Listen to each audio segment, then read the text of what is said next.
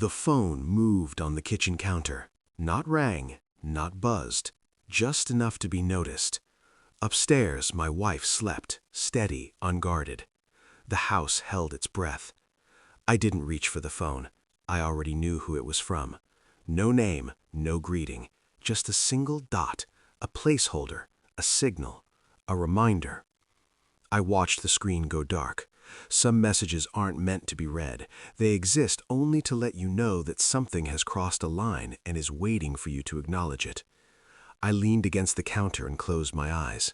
Love doesn't announce itself loudly. It arrives disguised as understanding, and understanding, when weaponized, is lethal. It didn't begin with touch. That's the lie people tell themselves to stay innocent. It began with conversations that felt too accurate.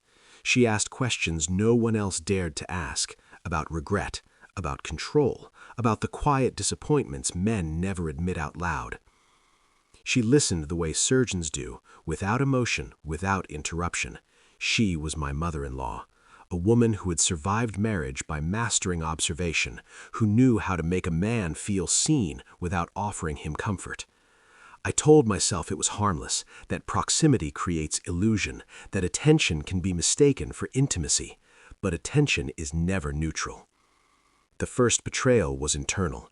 I began editing myself depending on whether she was in the room. I noticed the timing of her messages, the precision, always when my wife was busy, always when I was most unguarded. My wife laughed freely, left sentences unfinished, trusted the silence. Her mother filled the gaps. The moment I saw the photo, cropped too close, saved but never sent, I understood. I hadn't fallen into anything. I had been studied. 3. Rising suspense. I didn't confront her. Confronting is for people who still need answers. I observed. I tracked patterns, response times, emotional pressure disguised as concern.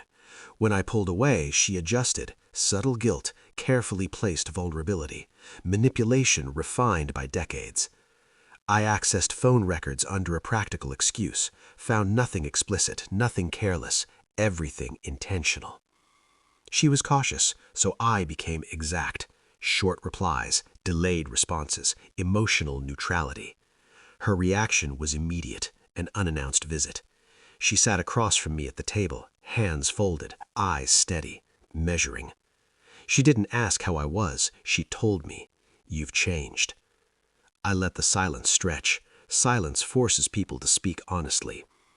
"There are connections," she said quietly, leaning forward, "that don't need names." It wasn't a confession. It was a test. Inside me, something locked into place. This wasn't desire. It was control. Truth doesn't arrive dramatically. It arrives complete. An envelope, printed drafts, unsaved voice notes, confessions written and erased, rewritten and withheld, not because she feared rejection, but because she enjoyed tension more than release. Love, for her, was leverage. I invited her over, alone. I placed the envelope on the table between us and said only one thing: I know. Her face didn't show surprise. It showed recognition, like a mask finally removed by someone who understood the structure beneath it. She reached for the envelope. I stopped her.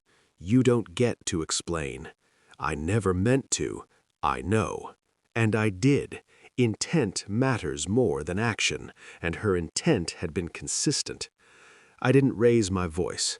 I outlined consequences, not as punishment, but as truth doesn't arrive dramatically. It arrives complete. An envelope, printed drafts, unsaved voice notes, confessions written and erased, rewritten and withheld, not because she feared rejection, but because she enjoyed tension more than release. Love, for her, was leverage. I invited her over, alone. I placed the envelope on the table between us and said only one thing: I know. Her face didn't show surprise. It showed recognition, like a mask finally removed by someone who understood the structure beneath it. She reached for the envelope. I stopped her. "You don't get to explain." "I never meant to." "I know." And I did. Intent matters more than action, and her intent had been consistent.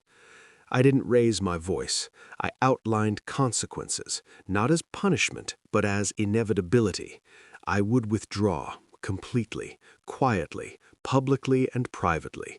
No messages, no shared spaces, no ambiguity. I wouldn't expose her. Exposure is temporary. Silence is permanent.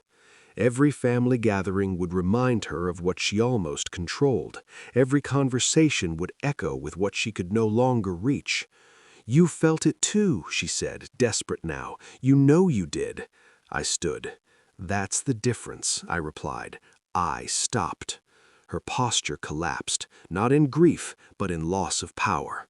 Revenge doesn't require cruelty, only restraint. Months later, the house feels different, not happier, cleaner. She avoids my eyes. My wife senses something shifted but doesn't ask. Some truths protect themselves. I feel no guilt, only clarity. What I mistook for love was the intoxication of being understood by someone who wanted to own that understanding. I chose not to be owned. Some betrayals don't end in chaos. They end in silence. And silence, chosen, controlled, is power.